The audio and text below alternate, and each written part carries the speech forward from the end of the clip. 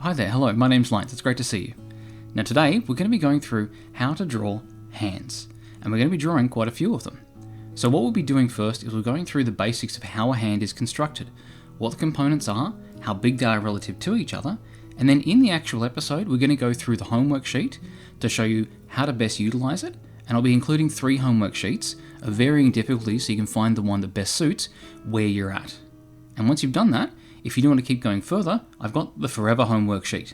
And I'll show you a method for how to do an informed study, so how to break it down into easier to follow steps to make your own studies of hands from any photos you find. Once we've done that, we'll go through a complete illustration, so we'll use this hand construction within that context, and we'll show you all the way from sketch, line art, colouring, shading, post-processing, and I'll talk through all the steps along the way. And then, once that's all done and you've done your homework, feel free to drop it into the Discord. Share your homework on there with all the other students. We've got more than 2,000 now, which is exciting. And if you like what you see here and you'd like to see it more often, or at least more regularly and reliably, consider becoming a patron there. For those who already have, I really appreciate that. It's enabled me to do a lot more of this and invest more time and effort in it. So to begin, we're going to show you how to construct the hand, starting with the palm. So they're all radial. That's one thing to remember. So there's a point at the base of the palm in the center where everything basically radiates from. So we draw the palm out from there, and we'll let the top of the palm be that nice arced line. We'll split the top of the palm into those 4 spaces for the fingers and draw lines in from the middle of those for the lines of where the fingers will go. Then we draw the middle finger, which is as long as the palm. We split it into 3. A third of the way down is the height of the pinky finger, and then between a third to the top, you'll find the heights for the other 2 fingers, the ring and the pointer finger. They don't have to be exactly the midpoint of that section of the middle finger. They can be up or down, but so long as they're not as long as the middle finger and they're a little longer than the pinky, you're fine. Then you can see the thumb pad down the bottom, starting at the center of the palm, and then coming about halfway down the side of the palm, we've got that mass for the thumb bulge. And then we put 2 sections on top for the thumb itself. And then we can do a bit of line art around, just to sort of show those forms without the construction shapes. And you can see we've now really got the palm. But on the front of the palm is where we now get the elements that add depth. These are our the pads on the palm. We've got the one on the thumb there, and we've got the one on the side of the palm. So we'll do the thumb one in red, we'll do the side one in green, and we'll top one in blue there. Now, the thumb is the largest, the one on the side is the second largest, and the one just under the fingers is probably the smallest as far as thickness goes. Now, the other thing to remember is when we fold the fingers in, they don't come down. Just like how they radiate out when the hand is open, they close in, not down, when the fingers close. So you'll notice they follow that line towards that center point at the bottom of the palm. So everything to do with the hand comes and goes from that point.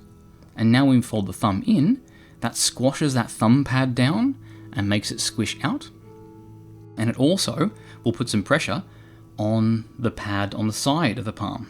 And you'll get that shape of the fist showing in there. So it's those pads on the palm that will then squish out when you make a fist, and remembering to follow that line from the base of the palm for the fingers when they fold in, because they don't fold down, they fold inwards. They go back to that origin point, they try to. So then, with that, if we follow those steps, we've got to make sure we've got an understanding of the palm before we do. Now the palm isn't flat. If you remember those old-timey sort of whiskey flasks that are sort of rounded, so they can sort of sit round in your pocket, I think it was, it's like that, but the top has a rounded edge to it. But it's essentially one of those sort of those whiskey flask shapes. So if we do one of those, and then we split it down the middle, and a split down the side as well, for where to put the thumb pad. Now we've got that in, and then the pad on the other side of the hand, and then that pad just under the fingers. Those are how we're going to do it depth. Now, we'll start off with just getting the thumb pad and the side pad though. We'll split the top bit into 4 like we did before. Draw lines up from that center bit of the palm, and then we'll do the fingers, remembering that the middle finger is as long as the palm, and then the other fingers are going to be slightly shorter, so the pointer and the ring finger are going to be within the height of that top notch of the middle finger, and of course the pinky finger is 2/3 the height of the middle finger. And so now with those shapes drawn out, we can do a more refined bit of line art around it to show the size of that, so the shape of that hand. And you can see it sort of coming together there, so long as we get those pads for the depth, because the depth of the hand is all on the inside edge. The back of the hand is quite flat, whereas the front of the hand does actually have depth. We can also then move the fingers forward, so we can rotate them a little bit forward and maybe have them at slightly different levels of forward rotation to give a more natural position to the hand. So we're just using the same lengths, but we're just sort of rotating them forward there. So now with that, the other thing that it's important to remember is just how thick those pads of the hand can be. So if you imagine then cupping your hand to contain some water, so you'll put your wrist back and you'll cup your fingers together, and when you push your fingers together, you'll notice that doing that is how you make those pads of your hand puff up. So if you imagine trying to catch water in your palm, it's when you bunch your fingers together that those pads squish together and make a sort of cup shape. So that'll happen anytime the fingers are grouped together. That causes those pads to bunch up together and really pronounce that little cup in the center of the palm. And so now you see if we draw those shapes out, it's quite easy to imagine a little sort of puddle of water there, held in the middle of the palm between those three pads. The pad of the thumb, the pad of the side, and the pad that runs just along the fingers. And you can see if we wanted to do like water dripping down, we'd do it there between those two pads, because that's where that cup would be, the edge would be lowest. Now the next thing to have a look at would be doing the hand from the side, just as a way of really illustrating the difference in depth from the top of the palm and the bottom of the palm. So we'll do a side view of two fists. Now this one, we've got the palm there from the side view, we've done the thumb pad, and now we're going to do the fingers folded over. Now remembering then that the fingers will come into the center, so the further down the finger you go along the knuckles, the further it will be to the center, meaning that the bottom section of the finger will be closest and they'll be further away and they'll overlap to show that.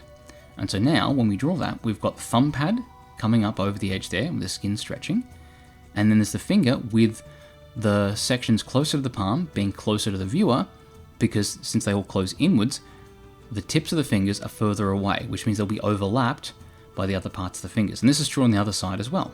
So with that, let's do the fist from the other side, and we're going to remember that there's that pad on the other side of the palm. So we'll start off with that sort of whiskey flask shape from the side, and we'll bow the top up a little bit. And now what we'll do is we'll make sure that we add that pad on the side of the palm as we get the fingers down. So draw the finger as long as the palm. We're going to be doing the pinky though, it's a fair bit shorter. And you see they're folding down onto the palm there. And we'll do the thumb pad as well, that's going to sit behind them because it's the other way around. And now you can see with that pad we've got, since the pinkies are coming down, they're squishing into that pad and they're going to sit behind it.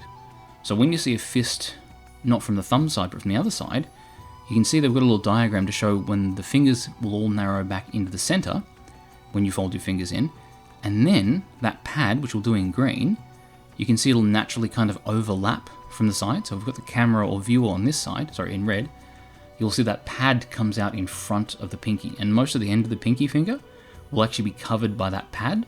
It'll be sort of buried in the squishy mass. And this is again another case of the section of the finger closer to the palm will be closer to the viewer, because as they fold, they go further away, so that they'll overlap each other, with the pinky being the thing that's being overlapped by everything else.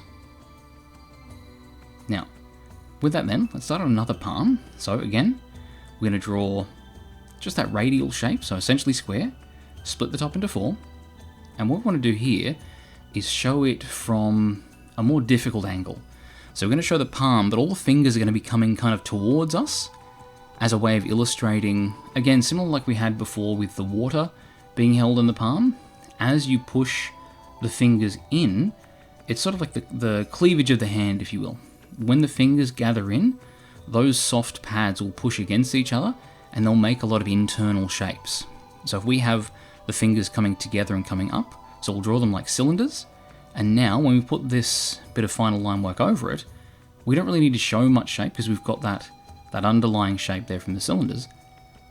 And now we'll have the hand in this sort of more difficult position, but you can see if you break it down into those shapes, it can end up quite believable. You can imagine them holding a little sort of ball in between their thumb and pinky with their sort of fingers up there. And that's that kind of position. The hand, drawing it, will be all about the thickness of those pads as they're squished and they're made more pronounced by that finger position. So whenever you close your fingers at all, those pads will become more pronounced. And the reverse is of course true. So now let's draw a hand with very much the opposite philosophy in the pose. So again, a palm, bowing the top, and then we'll do the middle finger as long as the palm, break into thirds. We'll make sure the pointer and ring fingers are halfway between the top and second knuckle of the middle finger, and the pinky is as long as the first two knuckles. We'll do the thumb out, so the same thing, but you notice we're really splaying them out. One thing will happen when you splay the hand out is that all the pads will kind of flatten. They won't be very pronounced because they've got the same amount of mass to stretch over a larger area, so they become much flatter. And you'll also get that little skin webbing start to show up between the pointer finger and the thumb.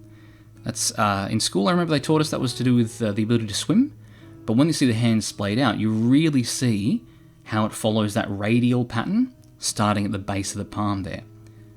So depending on what you do with the hand, it'll either be drawn and it'll be all about that radial shape that comes from the base of the palm, or it'll be all about the pressure and squish and sort of folds of those pads of the palms as they become more pronounced from the fingers squishing them in. And with, something that'd be in between the two being like a peace sign where two fingers are spread out and then two fingers are squished in. And so keeping them in mind then, we're able to imagine a hand that does have that big thick pad of depth for that thumb pad there, but also we can splay out the fingers, we can stretch them out. We get the heights again, relative to the palm. Middle finger is the length of the palm, and the rest of the fingers are shorter relative to that, with the pinky being 2/3 the length, and the other two fingers being somewhere in the between. And now when we ink those out, we've got the hand in shape. Now here's the homework. So, what we're going to do is we'll start on the left and move to the right. The first step we'll do is fill in what's missing, which is the shading. Next step we'll do is we'll fill in what's missing, which is the inking and the shading. And then, in the next step, I think you can probably tell where we're going, we're going to fill in the missing fingers using that same method of measurement. And once we've done that, we'll fill in the inking. And once we've done that, we'll fill in the shading. The next one's missing quite a lot. So, you can see the next one, we just have the palm. So we have to draw in the thumb pad, and now we have to draw in the fingers on top. So, same as last one, but a new step is added each time. So this one, we'll do the sketch through, and then we'll go over the inking, or the line art, and once we've done that, we'll do the shading. Remembering that you want to reference from the picture on the far left, not from the picture you've just done. Otherwise it can be like a telephone game, and things can get a bit stranger the further over you go. So remember, referencing when you're looking at the one to reference is the one on the far left. Finally, we'll do the whole thing from start to finish. We'll do the palm, split it in half, thumb pad, fingers, sketch in, and then do the line art on top. And once we've got that, we then do the inking. Now, this is going to be the same for this homework sheet, as well as the other two. This homework sheet is the beginner one. It's the starter one. It's got very simple hand positions.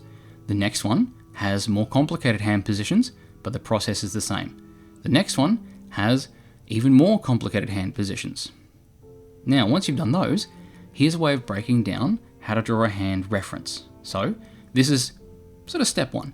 So we'll make the hand picture slightly transparent, and then over the top of it, we're going to draw ourselves some guidelines. So imagine you're drawing on the hand in pen, and you're breaking it up into pieces, and we're going to turn off the original reference, and now visually, we're going to copy those construction shapes there. So we're going to be looking across to the left and drawing on the right. Remember, keep your eyes on the left-hand side most of the time if you can. Try not to spend too much time looking at the one you're drawing.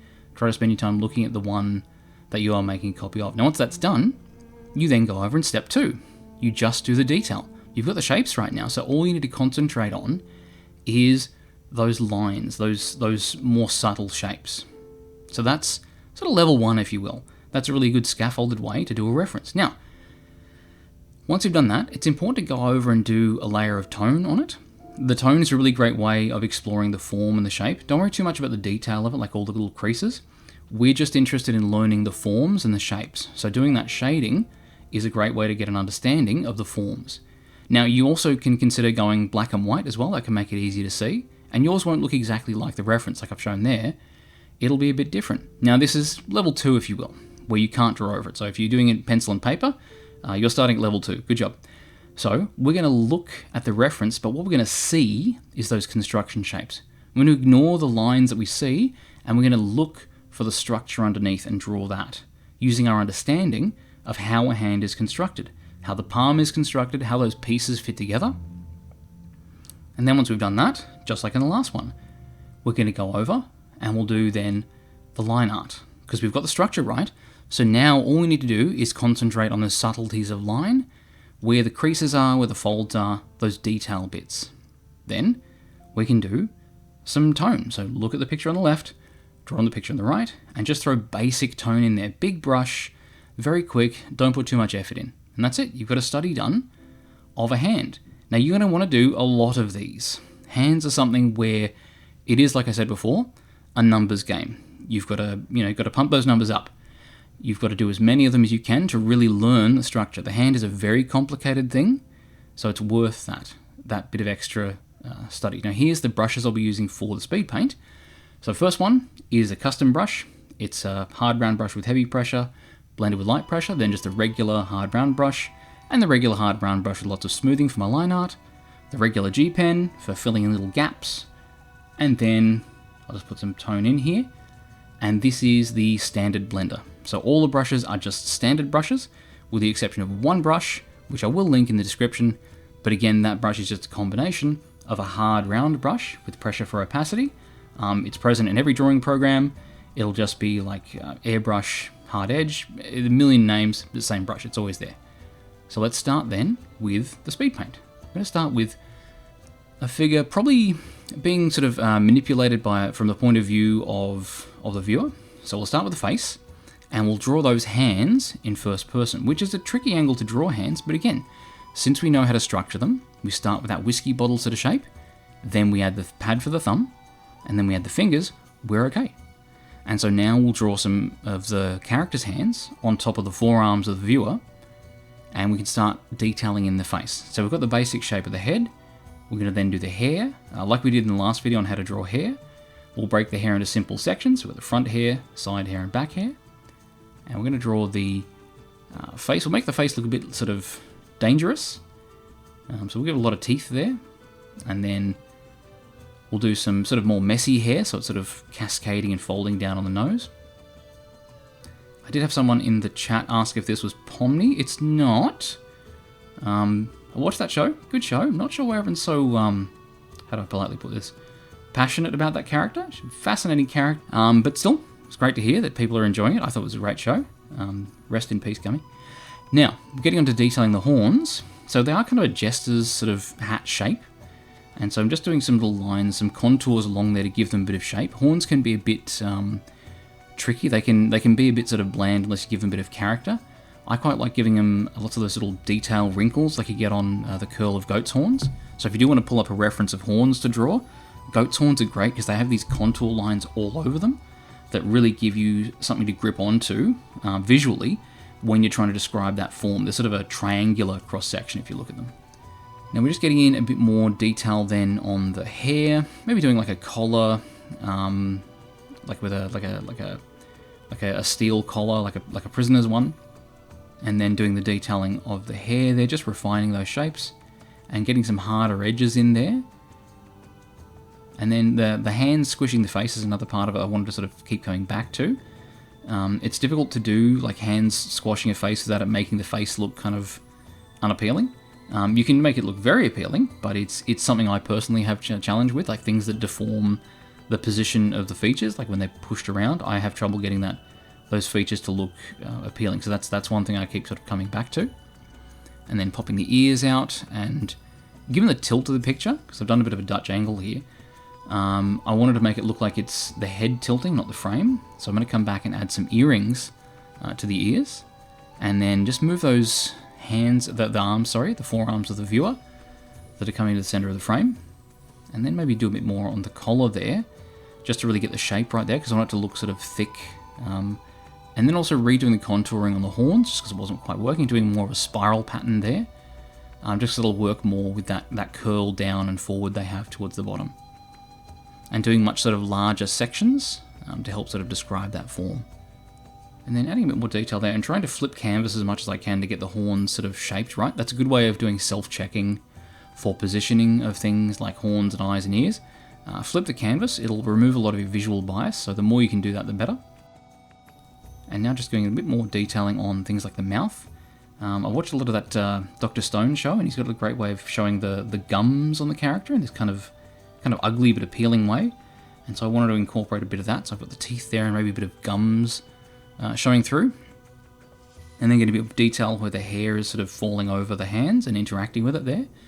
It's important to take any opportunity you can to sort of have some physicality in your illustration. So if you can have things, squashing, touching, falling over, anything that has a physical interaction between it is a great opportunity to have to make the viewer, give them an insight into not just the look of the thing, but how the thing feels. If a thing is being pulled, billowed in the wind, whatever, those physical actions will communicate the materials, and the viewer will then get an insight into the image in a more, multi-sensory way.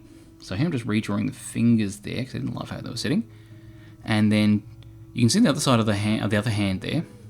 I've done the thumb poking out the bottom. One thing with the hand construction method here, if you're not showing the whole hand, it can be a really handy way of knowing where to have the hidden elements. So I know where to put the thumb because I know where the palm is built, so I can just build it out. Even if it's invisible, I'll know where the thumb should come out. And now I'm just going to do a bit of a sign in the background here. So the sketch of the foreground is pretty much done.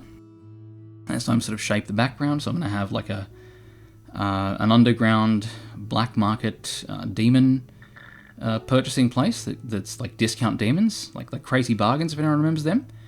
And you can see that the reason why this one might be heavily discounted as wildly unsuitable. Someone probably summoned this one expecting great things and ended up with tetanus. Now we can move on to the line art. So again, like I said before, in the other videos, the way I do my line art is I'll do one pass with just ludicrous amounts of smoothing, and I'll get all the naive line work in. And once I've got those bits of line work in, I'll do a second pass to add bits of line weight and thickness where it would be ambiently occluded. So you can do it in a lot of other different ways, like you can do it as a way of describing directed light, or you can use it to show separation of objects if you're going for more of a sort of pop art poster sticker style. There's a literal infinite different number of ways you can do line art, and there is a line art video coming once I've gone through.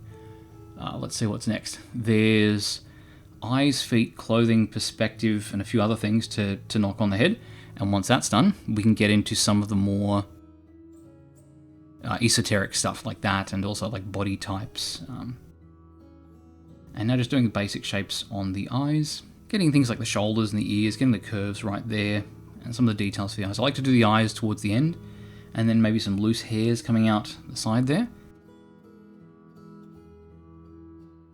Now with that done, I'm going to colorize that, and then working on a separate layer, I'm going to do all the separate little bits of line weighting on there. The reason I colorize the line art is just so I can see where I've done it, so I don't have bits where I've missed it. You'll have those bits. It won't really be very visually apparent if you miss anything, but some parts of the image will just sort of lack that dynamism. They'll lack that sort of impact and polish. So it's worth going over with two colors just so you don't miss it. If you do decide to do it this way, there's a literal million ways to do it. I just read through Rumiko Takahashi, her Ranma manga, and it's all done with like a brush pen. So there's just line variants everywhere as part of it. Now, time to lay in the flats. So I'm laying in the hair and skin color. The skin color does look really dark here, but again, that's just an effect of doing a skin color over the top of pure white. Over the top of pure white, anything will look too dark. So if you do ever have trouble picking your colors on your white canvas, what you can do is make a layer underneath the white of a mid-tone gray, and that can really help you not get overpowered by how the light colors look, etc. So now that I've got the colors blocked in, I'm going to make the figure slightly transparent and just do a very simple sort of cave background like I did in the sketch. Now, I'm not going to put too much into this one because I want it to be, you can see it doesn't actually take up much sort of visual real estate there. So I'm just going to do a very vague, just a couple of layers of background there, and just sort of imply that it's sort of cavely with a few sort of rocky shapes and some leafy shapes there. And then of course the sign. The sign's probably going to have the most detail in it, so I'll get in and maybe put a bit more detail on that, but I want to get the lightness right on the different layers, because as things get further away, they get lighter due to atmospheric diffusion, which is another thing we'll probably get into when we get into background. And now I'm just going to do the sign there, give it a really rough, because I want this to be sort of medieval and just massively dodgy. So I'm going to do, like carved, signs that are very brutish, very uncaring, not really looking for anything pretty or nice. It's all very rough wood. It's not very even, because the more things I can do to sort of characterize this as being, it's cheaper for a reason, the better, because that'll give me some sort of implied narrative there of what's going on. Like it's a person who can't quite summon a demon, so they're going to buy one, but they don't have very much money, so they're going to buy the one they can afford, and it's cheaper for a reason is what I'm going with there. Let's get the chain in. I don't want to worry too much about the detail on the background, just because once I've got all this done, I'm going to blur it out a bit to pull focus away from it. So it's going to be there to contextualize the image, but I'm not terribly concerned about it being detail. Now, if you did that with like a Where's Wally, or a Where's Waldo if you're American, that would ruin it. But since this is a character illustration, I can have all this, and I will keep in mind that it's going to be blurred out. So now I'm just adding a bit of fog between each of those sort of layers, and I can start on the shading. Now, with the way I do shading, my shading layer gets controlled later insofar as its tone and lightness. So right now, I'm able to then just focus on blocking out where I want the shadow to be. I don't have to worry about getting it the right brightness or the right color. That gets fixed later quite easily. So it's one of the ways I help sort of compartmentalize my process into making more easily to manage steps. So I'm just blocking in, and you can see I've got just the hair selected. You can use your flats layer as a guide layer for controlling your selection. So you've got that option in Clip Studio, you've got that option in Psy. I'm not sure if you can do it in Krita or Photoshop. In them, if you can't, what you can do is just lock your flats layer, pop over to your flats layer whenever you want to make a selection, get your magic wand, make sure the magic wand is only doing the active layer and it's not set to contiguous, and you can just select all the skin tone, then pop over to your shading layer to do your shading, and that can work for anything where you want to use that layer of flats as your selection source. And so now I'm going to shade in the hands of the viewer that are sort of grabbing the subject, and you can see there's that same understanding of the hands with I'm putting shading across the top of the palms, because I know that the palm is essentially a sort of, overall it's kind of a rectangular shape, like it's got rounded edges, it's that flask shape, but it does have a very sort of rounded rectangular sort of shape, so I can know where the shadows are that I expect, but I can still pull out little highlights for things like the knuckles. And now I'm going to block in the shadow on the girl's sort of shirt, and I'm going to have a couple of goes at it just because I couldn't quite get it to mesh with like a big light from above. And you can see I've darkened basically everything from the chin down there to the top of where the boobs start. That's because it's going to be fairly ambiently occluded. Like even if you do have a fairly bright light, it's going to be blocked from above by the head, from the sides by the hands, from below by the boobs. So there's not going to be very much light coming in around the neck and collarbones sort of area. So that's why I'm making sure that's fairly dark. And now I'm just using the lasso.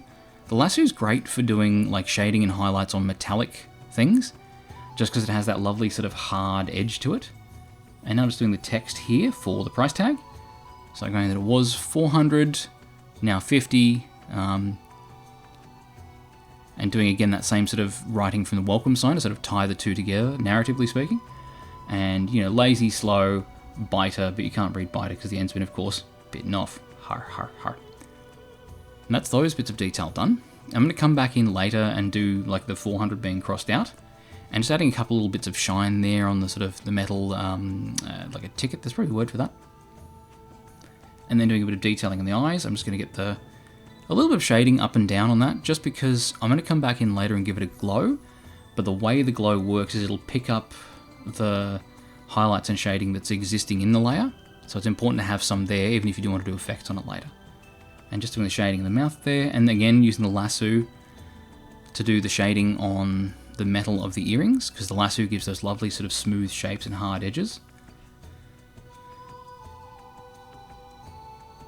And just doing a bit of harder shadows. And now I'm just going to use the shading layer to do a few just arm hairs on the figure that's doing the grabbing. And try to keep them fairly separate, do more regular sort of rhythm to the hairs there. And just comparing that, I'm just poking up the test shading I did on the sketch, just so I can have an idea of where I planned my shading out.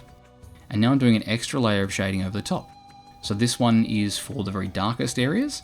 So things like you can see the crease in the eye there, the shading on things like the darker part of the horn there. I still want to add more detail there.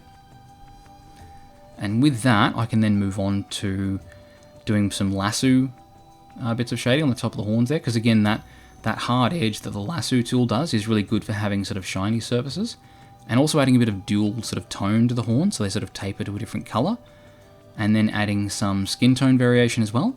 So selecting my skin tone area, getting a new layer, and getting a really soft brush in to do some sort of pink layers there for some soft pink area for like the cheeks and the shoulders. And now I'm going to get in and do some shine. So this will be things like where it's going to pick up some highlights. There, again, like I said, there's not too much light on the area around the neck and collarbone, so I'm not going to do too much shine there. But I want a bit of attention to things like the eyes and some shine on the horns. And once I've got it, I don't want it sort of too white, so you can see I've erased it out there. So if it's too white, it'll look too glossy, but you want a bit of shine there, so you can have it still look like a smooth surface, but just erase some of it off to take it away from being pure white. And then doing, of course, that lovely ring of shine along the hair. And then using the lasso tool, just to nominate some sections of the horn there, to again get that sort of metallic-y shine, or sort of glossy shine. Even if you just do a very pale bit of shading, of highlights, it can be a really good way of getting that sort of, that gloss finish. And then darkening the shading where it is on the collar, just to make it look more contrasting and more metal, and have the 400 be crossed out. And then, with those details in, I'm going to tune the background darker a little bit, add some nail polish, because I realized that'd sort of suit that, and then do the little strokes you get with the blush. And now I'm putting the glow on the eyes, and I'm making sure this layer is on the top of everything, because I'm going to be darkening the figure, so I want that glow to be on top of everything, like it's like the reversing lights on a car. And now just colorize the line art a little bit. And now I'm just going to play around with darkening the image and having a layer go over the top of it, but not again over the top of that glow to the eyes. And then cutting bits of it out, which wasn't quite working. So tuning the background a little bit darker, because I want it to pop from the background. I want to be a different sort of space of tone. Adding some deeper shadows there. I noticed that when I was putting the tone on there, the shadow under the chin kind of disappeared, so I added a bit more tone to that as well.